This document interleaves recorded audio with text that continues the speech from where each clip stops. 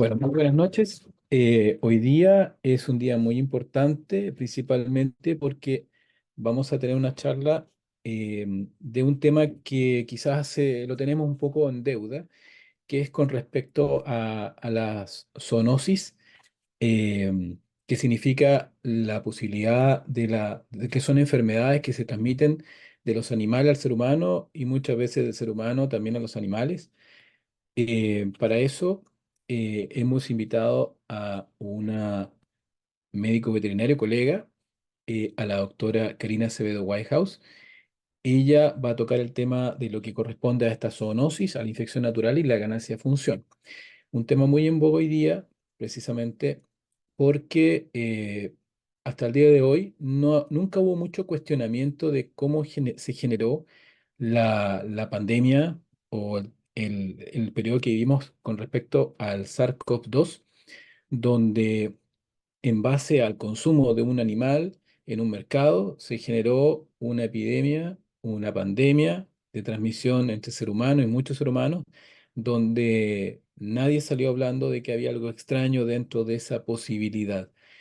Entonces hoy día nos queremos un poco adelantar y queremos, y creo que la doctora Acevedo así lo podrá hacer y aclarar, cómo es que realmente pueden ocurrir estos hechos en la naturaleza y cómo puede que ocurran también, no necesariamente en la naturaleza, sino a veces con la ayuda o el empuje del ser humano. La doctora Karina Acevedo Whitehouse es licenciada en Medicina Veterinaria y Zootecnia, con mención honorífica por la UNAM, Universidad Nacional Autónoma de México, en el año 1999, con una tesis en Patología de Fauna Silvestre. Maestra en Ciencias por el Centro de Investigación Científica y de Educación Superior en, de Ensenada en el año 2000, con una tesis de enfermedades infecciosas de fauna silvestre, doctorado por parte del Departamento de Zoología de la Universidad de Cambridge, con una tesis sobre inmunogenética. Entre el año 2005 y 2010 realizó un postdoctorado en epidemiología de fauna silvestre en el Instituto de Zoología de la Sociedad Zoológica de Londres. Actualmente es profesora investigadora de tiempo completo en la Unidad de Microbiología Básica y Aplicada de la Universidad Autónoma de Querétaro, donde imparte las cátedras de Virología, Epidemiología e Inmunología Ecológica. Lleva más de 25 años investigando aspectos de plasticidad inmune, inmunogenética y epidemiología molecular de infecciones virales, bacterianas y parasitarias en poblaciones silvestres. Durante este tiempo ha dirigido 10 tesis a nivel doctorado, 19 tesis a nivel de maestría y 11 tesis a nivel licenciatura. Ha publicado 61 artículos científicos y 7 capítulos de libro que en conjunto han sido citados en más de 2.600 estudios científicos. Actualmente es profesora visitante de la Universidad Andrés Bello en Chile. En el año 2018 ganó el premio Sahani a la docencia universitaria y fue ganadora en 2012 del premio Alejandrina en modalidad Talento Joven en Ciencia. Desde el año 2010 es miembro del Sistema Nacional de Investigadores de México desde enero del 2022 como nivel 3. Muchas gracias y paso a que quede a disposición la doctora Karina Acevedo. Muchas gracias. Muchas gracias, Patricio. Gracias por la invitación. Bueno, sí, creo que tienes razón. Este tema estaba pendiente. Teníamos una especie de deuda ahí. Lo que pasa es que están ocurriendo tantas cosas en estos últimos años que a veces es difícil saber dónde poner la atención. Sin embargo, así como ocurre con la importancia de comprender lo que es, para qué sirve y para qué no sirve la PCR, también se vuelve muy importante comprender mucho en relación a la zoonosis, a la posibilidad de transmisión de diferentes microorganismos entre especies, para comprender cuando empieza a haber noticias, como está pasando ahorita, pues si es algo real o no, si es algo de lo que tenemos que preocuparnos o no, porque si no, vamos a estar en una situación muy parecida a la que llevamos estos 4 años viviendo, ¿no? Entonces, yo te agradezco la oportunidad y espero pues hacer justicia a lo que querías tú con esta charla. Voy a comenzar a compartir la pantalla, Patricio. ¿Puedes decir si ya se ve? Correcto, se ve como... Ahí sí. Sí.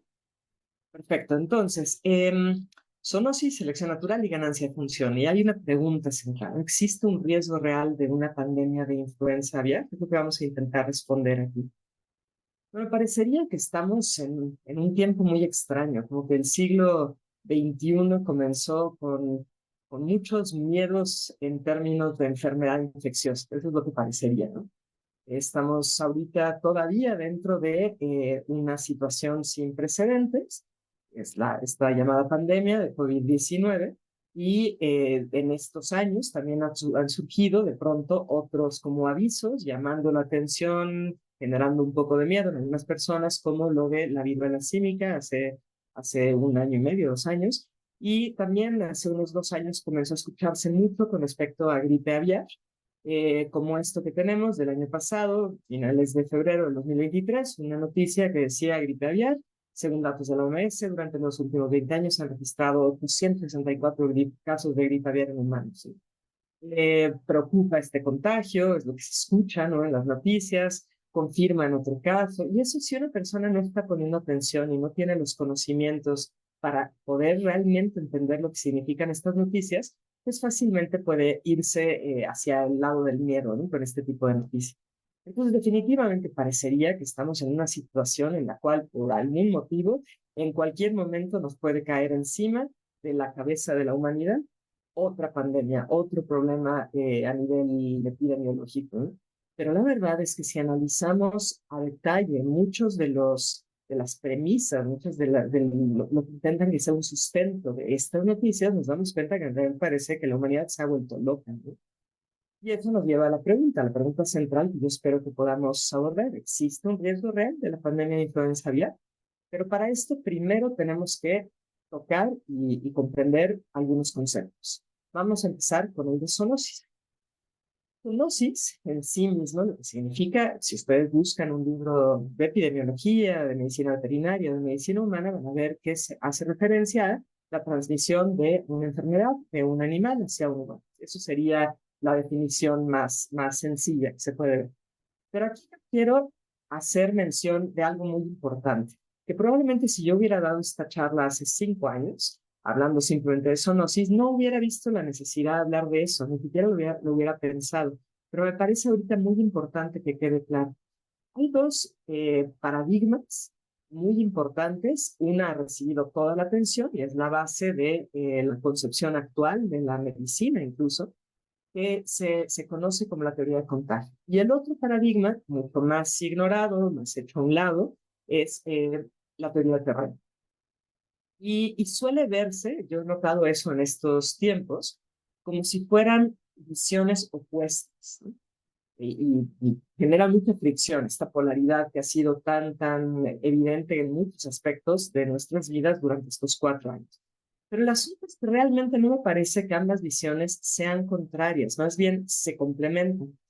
Pero entender eso, bueno, uno significa que tenemos que desplazarnos de ese lugar en donde nos es más sencillo decir yo estoy de este lado, yo estoy de este lado y se acabó. Tenemos que entender qué cosas de cada visión son válidas y son complementarias. Entonces voy a intentar abordar el tema de zoonosis desde esta perspectiva mucho más integral y con mucho más impacto o más apoyo en esta visión de terreno. La diferencia entre los dos es que la teoría de contagio, aunque no decía eso como tal, se ha vuelto de esta manera y pues en el momento que tú te enfrentas a un microorganismo patógeno, entonces te enfermas.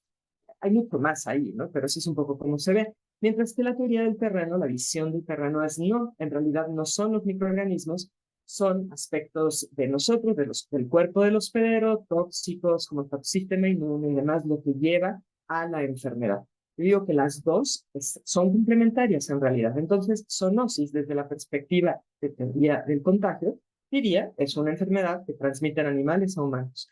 Desde esta perspectiva más integradora, podríamos decir que un microorganismo zoonótico es un microorganismo simbiótico, es decir, que tiene una relación simbiótica que puede ser antagonista o no con un hospedero de una o más especies animales que puede, palabra clave, puede transmitirse al humano.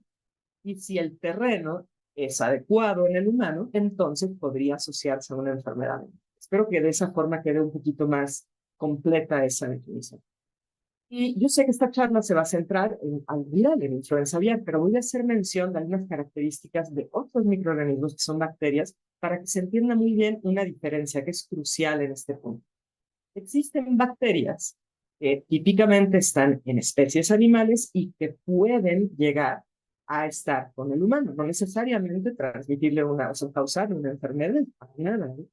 Pero que pueden hacer esa especie como de salto, digamos. Y cuando digo salto no me refiero a que la bacteria salte, sino que se dé ese cruce de la barrera de especies. Y entonces podemos ver de esta publicación, que yo adapté para que pudiera caber bien aquí en la imagen, de Shin Park del 2018, pues nos dicen que ya sea en contacto con heces o alimentos o agua o tierra, podemos tener bacterias, exposición a bacterias que están en distintas especies animales. Y algunos de estos son bastante conocidos y es común que ocurra como especies de estafilococos. Hay unos cuales son especies animales que son reservorios de estas bacterias. No quiere decir que esos animales estén enfermos. Muchas veces estas bacterias son parte de su microbiota natural, de las bacterias que tienen. Campylobacter, Leptospira, Salmonella, Bartonella, Clamida, son algunos ejemplos. Y estos y otros causan o están o pueden ocasionar o asociarse con enfermedades como anthrax, brucelosis, cisticercosis, etcétera. Y las que están abajo, esas cinco que listo al final, son también bacterias que pueden llegar a transmitirse hacia el humano, un animal, pero a través de otro animal, que es un vector, sea un mosquito, una garrapata, un piojo, etcétera. Entonces son algunas que son muy comunes. Ahora, las bacterias tienen características generales que necesitamos comprender. Para empezar, son organismos vivos, unicelulares, pero son organismos vivos. Para cumplir sus funciones vitales, no necesariamente tienen que parasitar a otros organismos. La palabra parasitar, aclaro que no significa enfermar, ni siquiera significa infectar, ¿sí? Solamente es, la definición de parasitismo es una relación simbiótica en la cual un organismo usa algo del otro en detrimento del otro, pero no tiene que ser enfermedad, algo que da energía, moléculas de energía o algo así. Bueno, ahora, muchas bacterias son saprófitas. ¿Qué quiere decir eso? Se alimentan de materia orgánica, están afuera en el ambiente. Y muchas que pueden estar dentro de los organismos, de los animales, son comensales, es decir, no te causan ningún daño, viven ahí, o son mutualistas, quiere decir que su presencia te aporta algo positivo. Y las bacterias en general cumplen papeles metabólicos claros. Ahora, la mayor parte de las bacterias son extracelulares, pueden estar dentro de nosotros, pero afuera de la célula. Una excepción es lo que vemos aquí. Este es un cultivo del Mycobacterium. Mycobacterium, una bacteria intracelular que está asociada con una enfermedad conocida como tuberculosis. Es de las pocas que sí son intracelulares, pero en general no lo son. No dependen de receptores celulares. Esto va a ser muy importante. Ahora, desde esta visión que es como más doble, más integradora, su posibilidad de sobrevivir en otra especie ajena a la que normalmente son, depende de la microbiota de esa nueva especie, de la temperatura corporal y del sistema inmune de esa especie. Entonces, no es simplemente estoy en contacto, por ejemplo, con un reptil que tiene normalmente salmonela y entonces yo me voy a enfermar de salmonelosis. No, no es así. Ahora, hablemos de virus. Los principales virus son otros. Normalmente cuando pensamos en un virus que se puede transmitir hacia un humano, pensamos en rabia. Es como típica esa imagen, incluso personas que no tienen nada de formación en términos médicos o veterinarios o epidemiológicos suele pensar en rabia, una enfermedad bastante antigua que aparece descrita en muchos textos desde hace mucho tiempo. Ha convivido mucho con el humano y con otras especies. Aquí tenemos la imagen de microscopía electrónica, pero esa imagen es a distinta resolución, de viriones, es decir, virus individuales de la rabia. Típica forma de bala, típica forma de bala, y aquí vemos la imagen de un experimento de purificación, sé que también es todo un tema lo de purificación e aislamiento, pero aquí hicieron una purificación de este virus con base en centrifugaciones de gradiente. Entonces podemos ver al final, en este experimento, en este artículo, si lo ven, toda la caracterización del virus. Entonces, el virus de radio, un virus de ARN que infecta a muchísimos hospederos, a muchísimos animales, es uno de los que puede saltar hacia el humano. Pero no es el único. Tenemos ahí en esa imagen muchos otros virus descritos, incluyendo influenza, que es el que está relacionado con esta charla. características generales de los virus. ¿Cuál es la diferencia en términos de bacterias desde la perspectiva de qué tan fácil es que salten, que crucen la barrera de especies? Para empezar, no son organismos celulares, no son células, no tienen organelos, no son organismos que por la definición actual se consideren vivos. Son ácidos nucleicos rodeados de proteínas que forzosamente tienen que parasitar células, o sea, organismos que son una sola célula, como una bacteria, o organismos multicelulares como nosotros, pero entran en una célula, no tienen que causar enfermedad, pero necesitan entrar para poder cumplir su ciclo de replicación, porque no son organismos celulares. En esencia son instrucciones genéticas rodeados de proteínas. No todos se asocian con enfermedades. Aquí vemos del lado derecho algunas imágenes de microscopía electrónica de diferentes virus. Acá arriba está un virus que sería como un hermano del virus de la viruela, de la misma familia. Vemos papilomavirus, vemos algunos parvovirus, que son muy chiquitos. Esta barra que ven aquí abajo corresponde a 100 nanómetros. Entonces pueden ver esa variación de tamaño, pero son muy pequeños, son submicroscópicos. Y como digo, no todos se asocian con enfermedades. Hay virus comensalistas y virus mutualistas. Cumplen los virus papeles ecológicos muy importantes, tanto en el ambiente como dentro de los organismos, y a diferencia de las bacterias, todos son intracelulares. Dependen, por lo tanto, de receptores celulares. Ahorita explicaré un poco más los receptores, pero su posibilidad de replicar en otra especie hospedera, distinta a la que típicamente están ahí, va a depender de los receptores celulares, de la temperatura y pH y otros componentes o características físico-químicas del cuerpo del hospedero nuevo, digamos, y del sistema inmune. ¿Okay? Entonces, ahora tenemos que hablar de receptores. Aquí tenemos una imagen de microscopía electrónica de una célula eucariota, es decir, que tiene núcleo. Y lo que es muy importante para lo que estoy diciendo ahorita es esto que rodea la célula, que es la membrana. Tenemos un acercamiento, desde mi perspectiva bellísimo, de microscopía electrónica, donde vemos una célula del lado izquierdo y aquí hay otra célula, y podemos ver la barrera entre las dos, la membrana celular que se está tocando. Y hay otro acercamiento.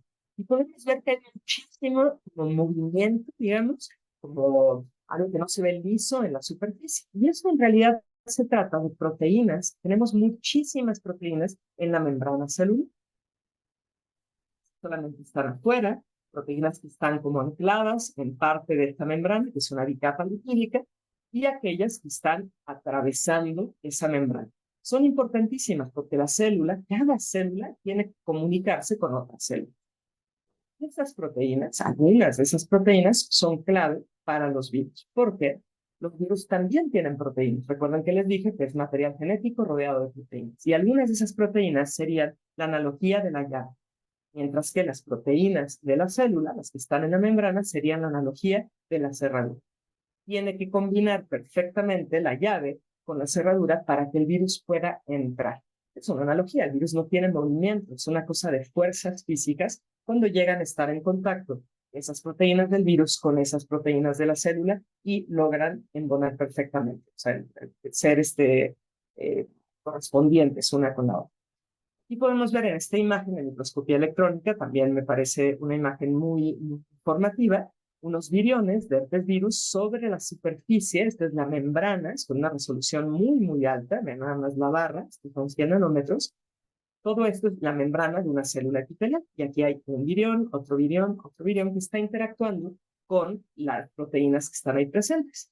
Del lado derecho vemos un bacteriófago, son más grandes, y estos son virus que infectan bacterias. Y del lado más derecho vemos una E. coli, otra, y está llena de estos bacteriófagos que están interactuando con las proteínas que tienen en su membrana celular. Entonces, si la proteína del virus no es afín a la proteína de la célula, de la membrana celular, no puede entrar. Eso es un concepto importante. ¿Por qué? Porque si nosotros pensamos en las proteínas de la célula, una proteína dada, la que ustedes quieran, va a variar entre los organismos animales de acuerdo a su separación evolutiva. Aquí tenemos donde dice vertebrados, aquí abajo, el inicio de los vertebrados. Según la publicación que lean, estamos hablando más o menos de 450, 470 millones de años, cuando surgen los vertebrados, que empiezan a diversificarse. Primero los vertebrados sin mandíbula inferior, luego los que tienen mandíbula inferior, y de ahí se van moviendo. Y hasta acá arriba estaríamos nosotros. con amniotas, donde están mamíferos, aves y reptiles. Entonces, más tiempo ha pasado, más diferentes vamos a ser en la secuencia genética, por lo tanto, en las proteínas que tenemos. Una misma proteína puede ser muy diferente entre, por ejemplo, un humano y un tiburón. Puede ser sumamente diferente. Ahora, entre más cercana es una especie a otra, por ejemplo, nosotros con chimpancés, más parecido va a ser el receptor celular, un receptor celular dado, una proteína. También, entre más conservada sea la función de esa proteína, de ese receptor, va a haber menos cambios entre especies. Son dos conceptos bien importantes. Como ejemplo de ese caso donde se trata de una proteína muy conservada es el virus de la rabia, de nuevo. Virus de la rabia que puede estar presente, puede infectar a cualquier mamífero, ¿de acuerdo? Eso que implica que el receptor que utiliza está muy conservado porque puede estar en un humano, puede estar, al menos teóricamente, en una ballena azul y puede estar en un carnívoro. Quiere decir que son muy conservadas esas proteínas. ¿Cuál proteína es? Justo un receptor de un neurotransmisor nicotínico de acetilcolina que se encuentra en la unión entre las neuronas y el músculo. Por eso es tan importante eso de la morbilidad como una fuente de transmisión. Y aquí vemos del lado izquierdo una imagen de microscopía electrónica, una publicación del 2017. De forma experimental, lo que hicieron es ver el virión, aquí lo podemos ver con su típica forma de bala, que está entrando por endocitosis a una célula, a través de haberse unido a esta proteína que les digo, que es sumamente conservada. Pero hay otros casos, otros virus en que es completamente distinto. Por ejemplo, si hablamos de los morbillivirus. Los morbillivirus es un grupo grande de virus, de ARN, de cadena sencilla, negativos, envueltos, que en humanos son los que se asocian con una enfermedad conocida como sarampión. En perros y otros carnívoros sería moquillo por distemper. En ganado sería Rinderpest. En aves sería enfermedad de Newcastle. Pero somos muy diferentes nosotros en la secuencia de ese receptor, el receptor SLAM, que es el que utiliza este virus para el. Por otro lado, el catarro común, rinovirus, el rinovirus se asocia a esa enfermedad que conocemos como catarro común, utiliza ICAM1, otra proteína. Y somos bastante diferentes nosotros. Por ejemplo, aquí está Homo sapiens con respecto a Canis lupus, el perro. Tenemos Homo sapiens, aquí está Canis lupus, estamos muy, muy separados, entonces es muy distinta la molécula.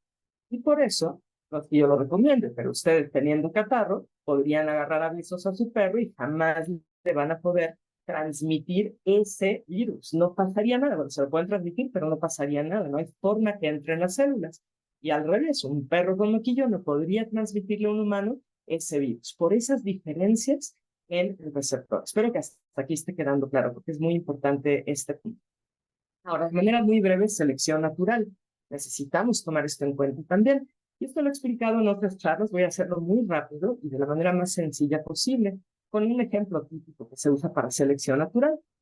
Si nosotros imaginamos una población de roedores, donde hay variación en el color del pelaje, y tienen un depredador, alguna rapaz que le gusta comer estos roedores, va a haber una ventaja en aquellos roedores cuyo pelaje sea más parecido al color del hábitat donde están, porque la rapaz no va a poder ver. ¿Por qué se dan estas variaciones? Por mutaciones. Mutaciones que simplemente son errores en el copiado de un genoma cada vez que se reproduce los roedores, que a la larga van ocasionando cambios que se ven fenotípicos. Por eso es un proceso lento. Entonces, cuando la rapaz come aquí, pues tienen más ventaja los que son más oscuros y eso hace que a lo largo del tiempo esté siendo seleccionado a favor esa variante genética, esas mutaciones que generan este fenotipo en los ratones. Entonces, la presión de la rapaz es un factor de selección del color del pelaje de los roedores. Esa sería la manera más sencilla de ver. Podemos pensar en ese ejemplo, en lugar de una rapaz, un virus, por ejemplo, y en lugar del color del pelaje, la producción de anticuerpos específicos. Hay muchas maneras de ver eso. Puede ser la proteína del virus, que es la llave, y la proteína de la célula, que es la cerradura. También puede ir llevando a cambios uno en el otro. Uno funciona como un factor selectivo del otro. Entonces, las mutaciones pueden conferir variación sobre la que opera la selección natural. Claro, hay otros procesos que también influyen, como la reproducción sexual y la recombinación genética, que esta última va a ser muy importante ahorita que retome el siguiente tema. Entonces, si esto se entiende, se puede ver cómo a lo largo del tiempo veríamos oscilaciones en la frecuencia de genotipos particulares. Subiría y bajaría en términos de qué tanto éxito le da para su momento, a ese momento particular. Y como esto se trata de una coevolución entre microorganismos y hospederos, se ve este tipo de oscilación. Y eso es muy común verlo cuando se hacen estudios que buscan este tipo de oscilación. Entonces nos lleva al tercer punto, ganancia de función, que ha estado mucho en las noticias últimamente. La ganancia de función en realidad es ingeniería genética. Esto es algo que comenzó a finales de los 60, luego empezó a agarrar mucho vuelo en los 70 y ahorita ni se diga, es muy usado. Y en esencia lo que es la ingeniería genética es tomar un pedazo o varios pedazos del genoma de un organismo e insertarlos en el genoma de otro. Eso en esencia es la ingeniería genética. ¿Con qué fin? Bueno, puede haber muchos fines. Podría ser, por ejemplo, que nosotros queremos generar, como se hace, ¿no? Una especie de lechuga o de otra planta comestible que sea resistente a los herbicidas, por ejemplo. Entonces se le inserta un gen que le confiere esa resistencia. Yo no estoy diciendo que sea correcto o no, solo digo, para eso se usa. Y muchas cosas parecidas. Entonces, ganancia de función se basa en hacer ingeniería genética. Pero es un concepto, ganancia de función, que no se usa de manera abierta como la ingeniería genética, sino específicamente se refiere a la ingeniería genética que se aplica a microorganismos. Entonces, la ganancia de función ha estado mucho en estos 4 años en la boca de la gente. No de todo el mundo, por supuesto, pero los científicos que empezaron a decir, ¿saben qué? Es posible que SARS-CoV-2 haya sido elaborado por ganancia de función, es decir, ingeniería genética que modificó la secuencia de ese virus que era original, un virus que estaba en la naturaleza. Se dijo por mucho tiempo que no. De hecho, el doctor Anthony Fauci, quien ahorita ya no es el director del Instituto Nacional de Alergias y Enfermedades Infecciosas, pero lo fue durante prácticamente toda la pandemia, el 11 de mayo del 2021 dijo que el NIH nunca, ni ahora ni nunca, ha financiado investigación de ganancia de función en el laboratorio en el Instituto de Virología de Wuhan. Lamentablemente, aunque dijo esto ante el Congreso de los Estados Unidos, ahora se sabe que en realidad sí. Y les quiero poner un video muy, muy cortito. No sé si se va a escuchar. Eh, Me dicen si se oye, Patricia, ¿me puedes mandar un mensajito o algo si no se escucha?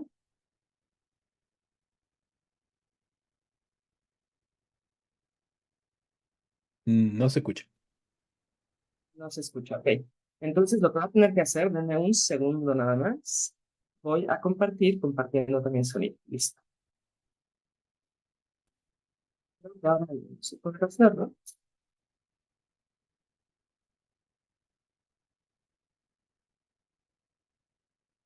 Dr. Tabak, did NIH fund gain-of-function research at the Wuhan Institute of Virology through EcoHealth?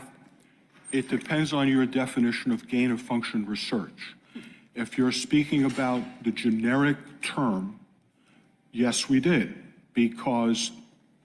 but this is research, the generic term is research that goes on in many, many labs around the country.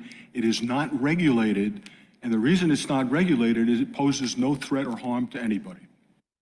Ok, espero que se haya escuchado. Entonces, sabemos que sí se hace. La ingeniería genética con la intención de ganancia de función se hace. Fue financiada, de hecho, por los Estados Unidos. Lo comento porque durante mucho tiempo se manejó que no, que esto no era cierto, que este virus SARS-CoV-2 venía específicamente de la naturaleza, aunque tuviera algunos segmentos genéticos que nunca se habían encontrado en estos coronavirus, en ninguno de ellos. Ahora sabemos que sí se financió investigación de ganancia de función. Este video es de hace 2 días, acaba de ocurrir eso en el Senado de los Estados Unidos. Dr. Tabak. Entonces, si nosotros vemos, por ejemplo, este reporte de agosto del 2023, comisionado por el gobierno de los Estados Unidos sobre investigación de ganancia de función, podemos ver que entre el 2000 y el 2022 se han publicado 7,000 estudios sobre ganancia o pérdida de función.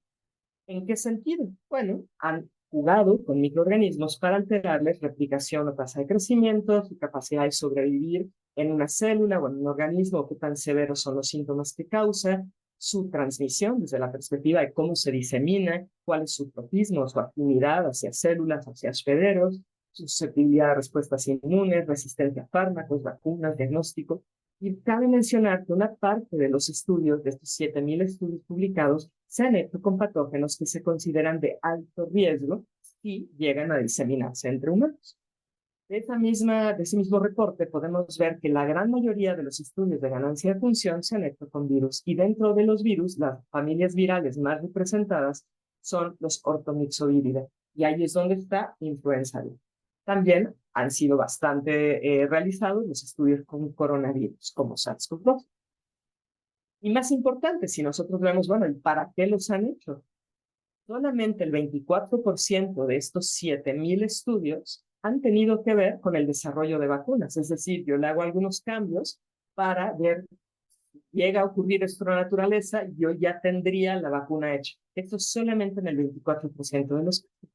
En el 76% de los casos no tienen nada que ver con vacunas, lo cual, digo, no sé, no se me ocurre mucho qué podría ser entonces lo que realmente están haciendo con estos estudios, ¿sí?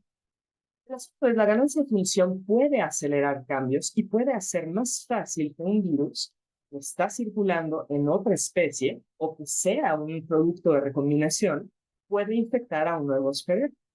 En otras palabras, lo que por selección natural y coevolución entre microorganismos hospederos no ocurre o ocurre muy lento, la ganancia de función lo permite muy rápido. Espero que hasta ahí esté siendo claro. Esto nos lleva hacia, ¿existe un riesgo real de una pandemia de influenza? Espero ahorita poderlo responder. Primero les platico un poco sobre la influenza. El esquema del virus de influenza. Estamos hablando de un virus muy particular en el sentido de que su genoma es segmentado. Aquí están representados estos segmentos. Son otros segmentos en los virus de influenza tipo A. Y tiene aquí una envoltura, todo lo que se ven como puntitos rojos aquí serían las proteínas de la cápside, que tiene una forma helicoidal. Luego la envoltura, y aquí protruyen algunas glicoproteínas. Acuérdense que si no tiene las llavecitas, pues nunca va a poder entrar, necesita esas proteínas. Y las más importantes van a ser neuraminidasa y hemaglutinina, para lo que estoy explicando. Aquí del lado derecho podemos ver imágenes de microscopía electrónica que están mostrando justo estas proteínas que están recubriendo a los viriones. ¿Okay? ¿Cuál es el receptor? Es decir, ¿cuál es la cerradura? El ácido ciálico. Es una glicoproteína muy importante que se expresa en muchos distintos tipos de células, sobre todo epiteliales en distintas especies animales. Entonces, cuando hablamos de virus de influenza, nosotros nos vamos a centrar en los de influenza A, pero en realidad hay otros. Está influenza B, influenza C e influenza D. Y en esta imagen podemos ver con los diagramas de Venn cuáles especies son susceptibles a infectarse con esos tipos de influenza. Entonces, el humano puede infectarse con influenza A, con influenza C y con influenza B, pero no con influenza B. ¿Okay? Nos vamos a centrar en él. Y lo importante para entender qué especies pueden ser susceptibles, porque hay muchos subtipos de influenza tipo A, tiene que ver con el receptor celular. El receptor celular es el ácido ciálico.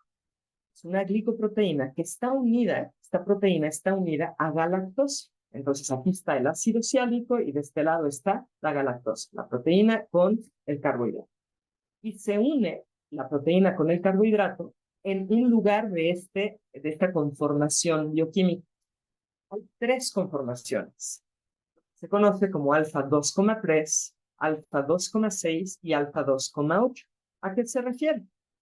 Que en este caso, el carbono 2 de la proteína de ácido ciálico se une al carbono 3 de la galactosa. Por eso es unión alfa 2,3.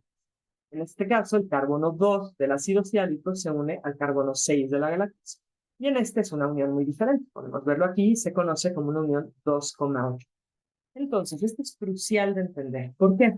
Porque es la hemaglutinina del virus, una de estas proteínas que protruye de la envoltura del virus, es la que se une aquí, en este punto.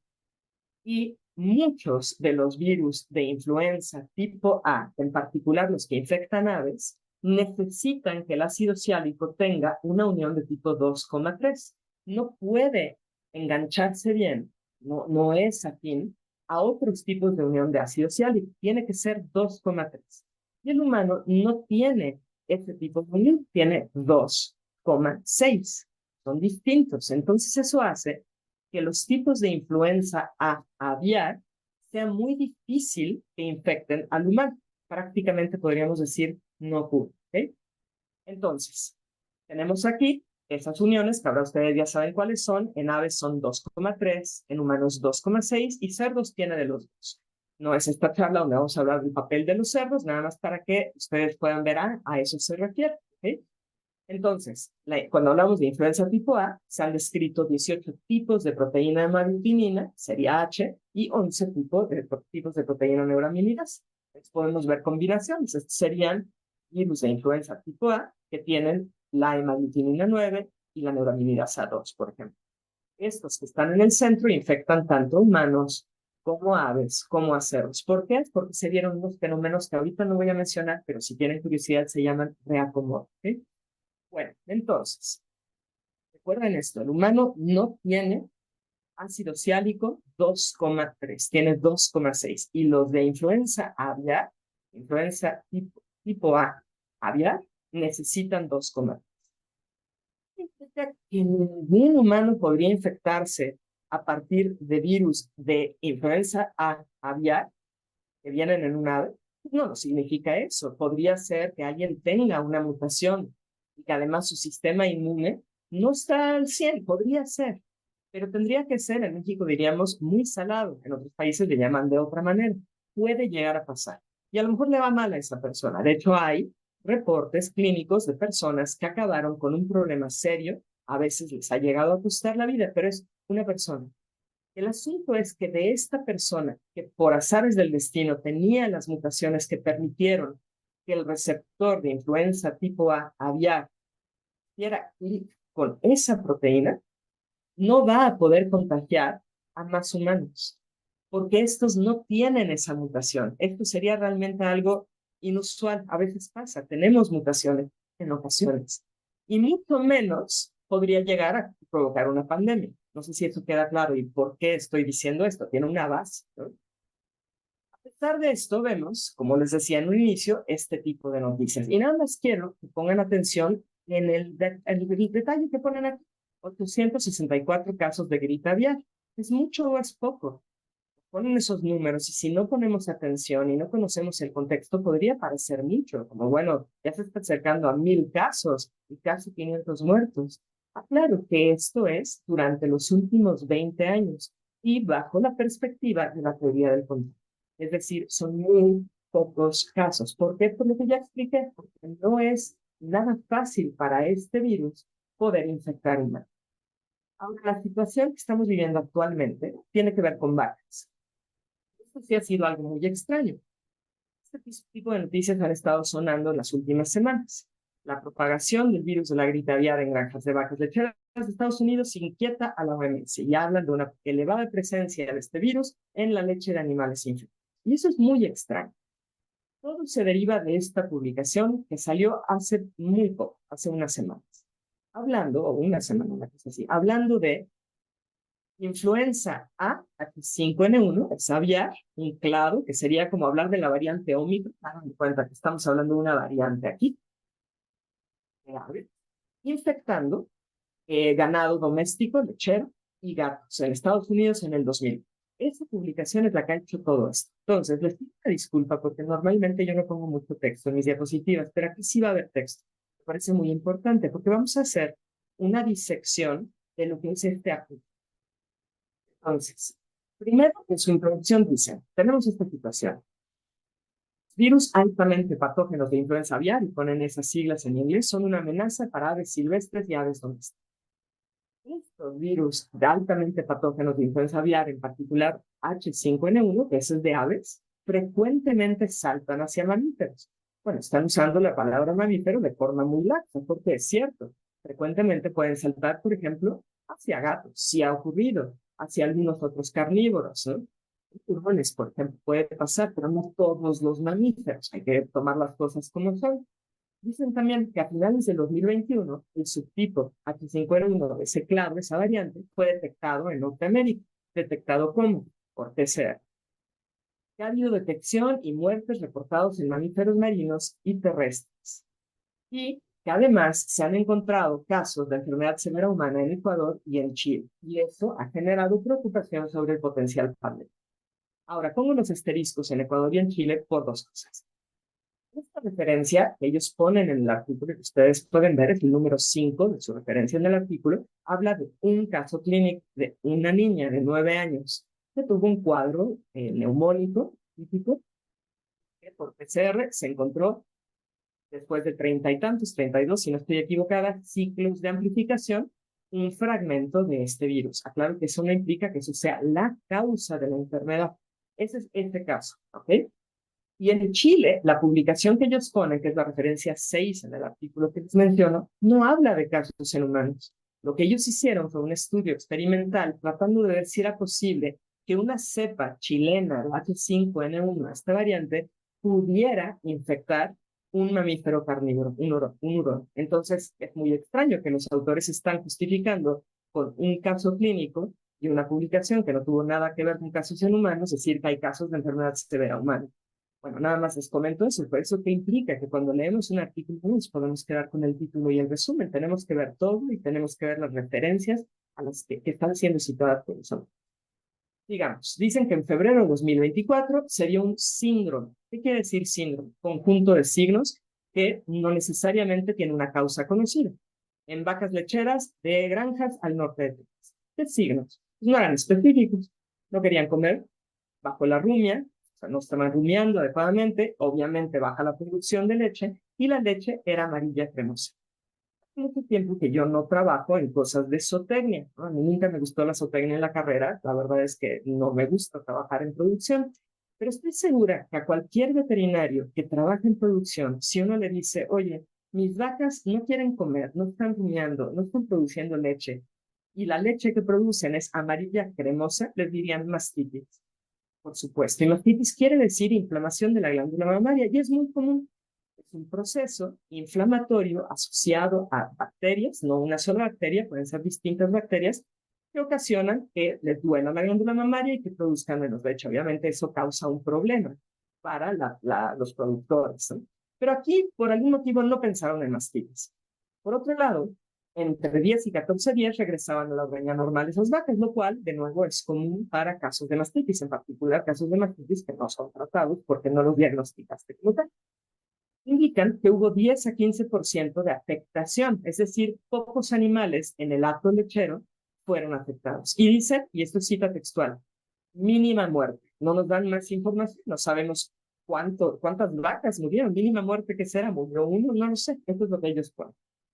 Por otro lado, dicen que tomaron muestras de sangre, de orina, heces, leche y de exudados nasales y que no había una causa consistente para la reducción de leche, para explicarla, ¿no? Tampoco nos dicen qué pruebas hicieron. Y que los cultivos bacterianos que trataron de hacer a partir de muestras de la leche frecuentemente, no sabemos qué significa frecuentemente, fueron negativos. Quiero decir algo, muchas bacterias son un cultivo fastidioso, es decir, que es complicado de cultivar o que llevan mucho tiempo. Se sabe también en la literatura veterinaria de hace muchísimo tiempo que no todas las mastitis tienen un solo tipo de bacteria asociada. Entonces, esto a mí me sigue diciendo mastitis y pondría esta consideración de cualquier veterinario que simplemente piense en lo que hace con las vacas en el sentido de clínica, ¿qué pensaría del cuadro clínico? ¿Qué pensaría que es? Bueno, ellos no pensaron en mastitis, es decir, que rompieron lo que se conoce como el principio de Ockham. No sé si están familiarizados con el principio de Ockham. Guillermo de Ockham fue un monje hace muchos siglos que dijo, si escuchan galopar, piensen en caballos, no piensen en cebras, a menos de que se encuentren en África. Ahí piensen en cebras. Bueno, quizás él no lo dijo con esas palabras, ahora lo entendemos con esas palabras. Lo que dijo en realidad es que ante un escenario dado, la explicación más sencilla suele ser la correcta. La explicación más sencilla de esto es mastitis bacteriana. Ellos se fueron hacia influenza aviar, H5N1, altamente patógeno.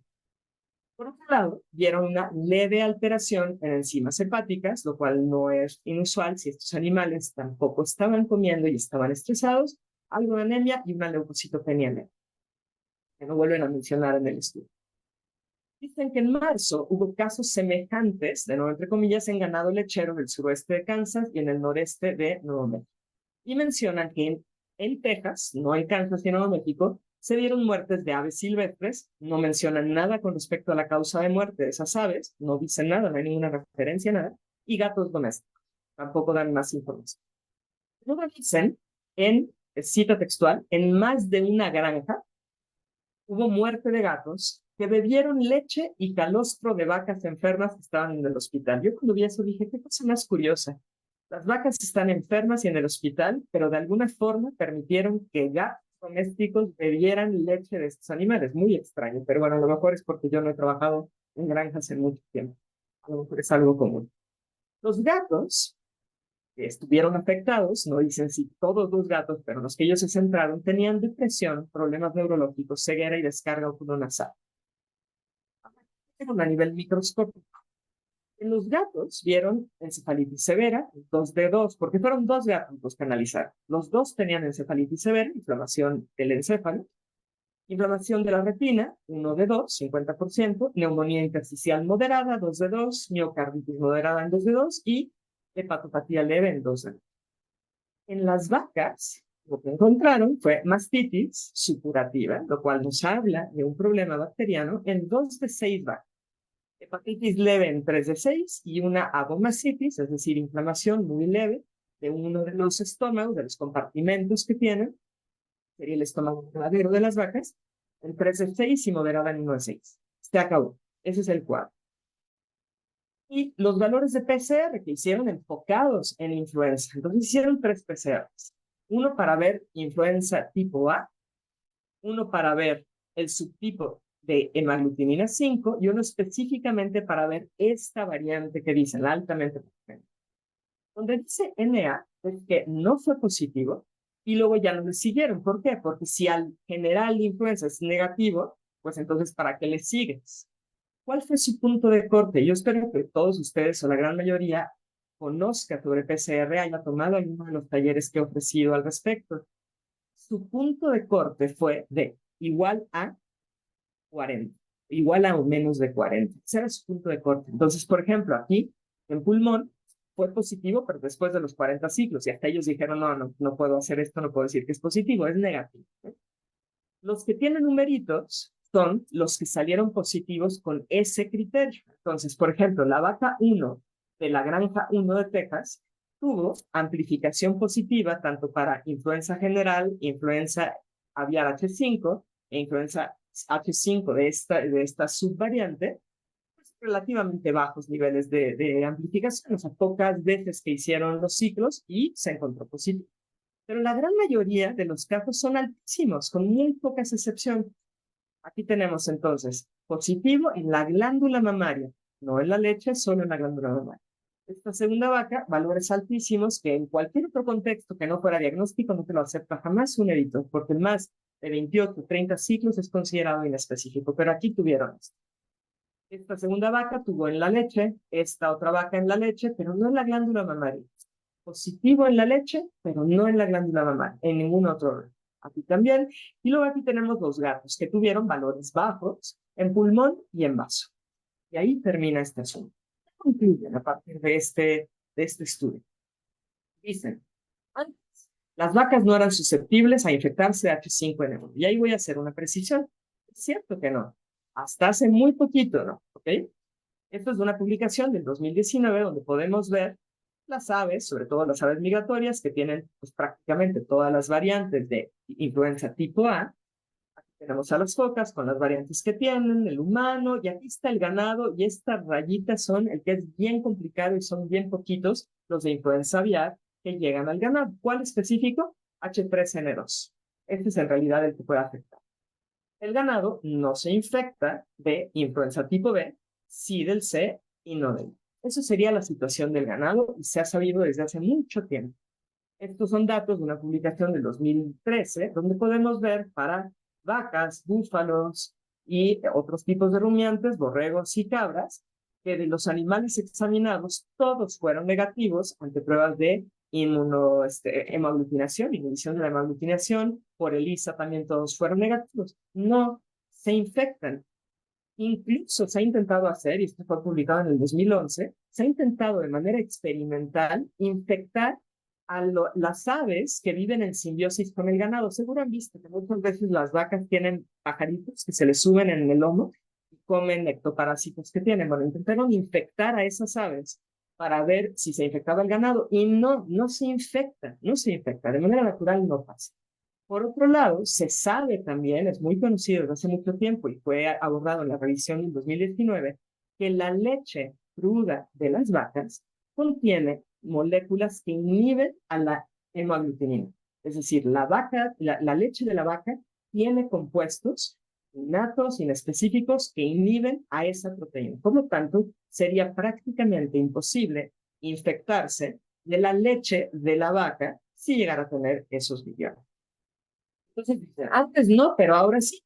Ahora nosotros vimos evidencia de infección y enfermedad sistémica, pero no la vieron. No hay evidencia de una enfermedad sistémica en las vacas provocada por H1N1, H5N1, perdón. Lo único que tenían esas vacas era PCR con pocos ciclos en la leche.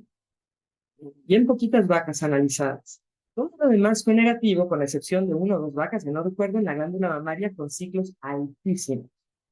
Dicen ellos, no podemos descartar que los gatos comieran aves enfermas, posiblemente de H5N1, pero seguro fue porque bebieron la leche de la vaca. Esa es la ciencia de este siglo. Seguro que fue así.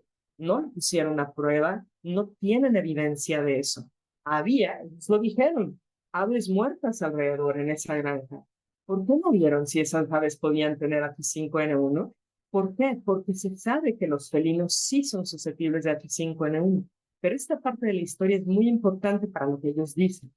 Es esto. Por lo tanto, ya hay evidencia de que se transmite fácilmente H5N1 altamente patógeno entre mamíferos. ¿Por qué? Porque ellos están diciendo de ave a vaca y de vaca a gato. Por lo tanto, ya hay transmisión de mamífero a mamífero, cosa que no se había visto. Y no han dado la evidencia de esto. Y la situación se hizo peor por este caso clínico. En realidad es una correspondencia, es una nota muy pequeñita en New England Journal of Medicine, salió hace poco, donde reportan el caso de un trabajador en una de estas granjas que tuvo conjuntivitis. ¿Okay? Conjuntivitis con una hemorragia subconjuntival. Tiene ojo con típica conjuntivitis y un poquito de hemorragia conjuntival. Por favor, eviten pensar en hemorragia como si se tratara de ébola. No tiene nada que ver. Su ojo se inflamó, tuvo una extravasación, tuvo una hemorragia localizada. Bueno, si se dan cuenta, no es absolutamente simétrico, es mucho más del ojo derecho. Se quejaba de que le molestaba el ojo derecho. Bueno, pues seguro, ¿no? Veamos nada más cómo está. Pero todo lo demás estaba bien. Esfuerzo respiratorio normal, saturación del 97%, no tuvo fiebre, ni siquiera destemplanza, cambios de nada. Nada. Él decía que no había estado en contacto con aves enfermas, pero él trabajaba con la leche, ¿no? Bueno, por lo tanto, le hacen PCR y encuentran que tiene 33, a los 33 ciclos fue positivo para este PCR del H5N1 altamente patógeno en un hisopado nasofaríngeo y con 18 en el conjuntival, el del ojo. Y por lo tanto, ellos discuten que esta es evidencia de que ahora, a partir de la vaca, saltó al humano. Pero no están demostrando esto, porque de nuevo, pensando en el principio de Ockham, con un trabajador que se encuentra en una granja de atos lecheros, donde hay guano potencialmente que contiene H5N1, porque eso puede pasar, sabemos que las aves lo pueden tener, y que a lo mejor no tiene esa granja necesariamente un alto nivel de higiene, lo cual podría explicar que la glándula mamaria de las vacas hubiera tenido contacto con el guano y por eso me sale positivo. Él también pudo haberse tocado el ojo así. Nunca desarrolló ningún tipo de síntoma más allá de conjuntivitis, que se le resolvió en un gamer. Por lo tanto, aunque ellos lo tomen como evidencia de infección de un H5N1 altamente patogénico, la verdad es que eso no lo demostraron. Y es importante recordarles que hacer una PCR para detectar un patógeno potencial puede dar muchos falsos positivos, muchos. Que incluso si está presente, tiene un significado biológico necesariamente, y aunque tenga un significado biológico, es improbable que tenga una relevancia epidémica. A pesar de eso, así los medios y las agencias sanitarias reaccionan, incluso poniendo este tipo de imágenes que a mí me impactó, porque ni siquiera es influenza. Esta es una representación de SARS-CoV-2, o sea, ni siquiera se molestaron en buscar el modelo adecuado de influenza. O de este tipo de imágenes que salió hace muy poquito en Newsweek en español, escrito por dos infectólogos, lo cual es conceptualmente incorrecto. ¿Por qué? Porque en las aves ni siquiera se transmite a través del exhalado. En aves, influenza aviar pasa a través del guano. No tiene nada que ver con lo respiratorio. Y en las vacas tampoco. En las vacas, lo que tendríamos nosotros, en cualquier caso, en el lugar donde tienen alfa 2,3 es en la glándula mamaria. Tendríamos que pensar de qué forma llegó eso a la glándula mamaria. Pero recuerden que les dije que el refráctil no es susceptible a este virus, hasta este estudio que se va a empezar. Entonces, es muy importante mencionar que este tipo de anuncios, de publicidad, que va generando un efecto de bola de nieve, de manera que ahora todo el mundo está hablando de este riesgo inminente de una pandemia, en palabras de un infectólogo que dijo hace poco, sí o sí va a haber una pandemia, va a ocurrir, ténganlo por seguro, ¿no? Bueno, claro, con este tipo de información, claro que va a ocurrir, tal como fue hace 4 años lo otro, simplemente se dice ya está.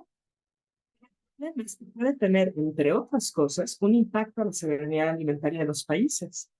La noticia, por ejemplo, de advertencia de la OMS de que están preocupados porque en la leche se encuentran concentraciones muy altas, es una franca mentira, porque no se cuantificó la carga viral, los títulos virales. Lo único que se hizo fue una PCR. Y todo eso refleja simplemente que esa leche tenía contaminación de guano que estaba infectada. Nada más. Pero puede llevar a decisiones arbitrarias como hay que matar al ganado, como han hecho antes y están haciendo actualmente en algunos países, hay que matar a las aves de corral. Esto puede impactar la soberanía alimentaria de los países. Por lo tanto, de nuevo la pregunta, ¿existe un riesgo real de una pandemia de influenza? La respuesta es de forma natural, ¿no? Ya expliqué por qué no. Pero si se hizo ganancia de función, sí hay un riesgo y al mismo tiempo no. Ahorita me explicaré. Quiero hacer hincapié en esto de ganancia de función. Ya vimos que sí ocurre. Ya vimos que hace 2 días tuvo que aceptar el director adjunto del NIH que sí han financiado experimentos de ganancia de función con virus en el Instituto de Virología de Wuhan. Parte de esos estudios son con virus de influenza. Lo que yo no puedo entender es cómo es que los distintos países no proceden legalmente por esas acciones de ganancia de función que pueden llevar hacia un genocidio, muerte de muchos humanos. No lo puedo entender. Esto es un atentado contra la vida humana. Los experimentos de ganancia de función tendrían que estar prohibidos y actualmente estamos a días de que se vote por parte de la OMS, los países firmantes, un acuerdo pandémico que legalizaría o permitiría, estaría exhortando a que se hagan más experimentos de ganancia de función. Lo único que se tiene que firmar, en realidad, es que estén prohibidos y se proceda legalmente contra aquellas personas, organizaciones o países que están haciendo ganancia de función. Entonces, ¿por qué dije sí o no? Bueno, tenemos premisas que están equivocadas. Una de ellas es, si yo me expongo a un virus, me enfermo, y lo único que me protege es una vacuna. Es una premisa equivocada. Ahorita explicaré por qué. Otra premisa equivocada es una PCR positiva es igual a infección, es igual a enfermedad. Y no es así, no hay bases biológicas para eso. En realidad, una PCR positiva, incluso haciéndolo correctamente y con pocos ciclos, no necesariamente refleja la presencia de virus virables que puedan replicar y mucho menos es evidencia de enfermedad. Entonces, necesitamos quitar este paradigma y recordar que la enfermedad en realidad es el resultado de un proceso que no es lineal. Es un proceso multicausal donde muchos factores, incluyendo aquellos del terreno, del cuerpo del hospedero, del nivel de toxinas que tiene, de su alimentación, de su estado inmune, de tantas cosas, hasta incluso de aspectos a nivel emocional, están interactuando para que se dé la expresión de una enfermedad. Entonces, bajo esa perspectiva, y porque dije sí y no, incluso si hubieran hecho ganancia de función, es que tenemos un sistema inmune y a veces se nos olvida. Si nosotros intentamos cuidar, mantener y fortalecer nuestra salud, tener un sistema inmune óptimo, ni siquiera va a importar tanto que estén circulando ahí microorganismos que tengan un potencial es la palabra clave, virulento. y no hacemos eso, entonces estaremos presos todo el tiempo, presas de este tipo de mensaje, en el cual se nos dije, todos estos cambios ambientales lo único que están haciendo es que en cualquier momento nos salte encima de nuevo otro virus, que este sí va a ser una pandemia, como dijo Bill Gates, esta sí van a tener que poner atención. Y en lugar de este miedo, recordamos que la vida es resiliente, que tenemos millones y millones de años. Digan ustedes, 450 millones de años, los vertebrados con un sistema inmune muy funcional, muy diverso, muy específico, con memoria. 450 millones de años. Eso, el que estemos aquí, tantas formas de vida, no puede ser únicamente porque existen vacunas. Si alguien piensa eso, tiene un problema muy serio en su concepción del tiempo. Entonces, esta locura pandémica basada en miedo no va a terminar hasta que digamos basta. Y hay un papel muy importante que tienen que jugar aquí médicos y médicos veterinarios. Cuando estaba preparando esta charla, me enteré de que hay un Día Mundial de la Zoonosis. Yo no lo sabía. El 6 de julio es el Día Mundial de la Zoonosis. Y pensé, ¿qué tontería? Más bien tendría que haber un Día Mundial de la Prohibición de los Experimentos de Ganancia de Función, que yo propongo que sea el 28 de mayo, el día que se votaría en la OMS, que haya un Día Mundial de la Inmunidad Natural, que propongo el 17 de mayo.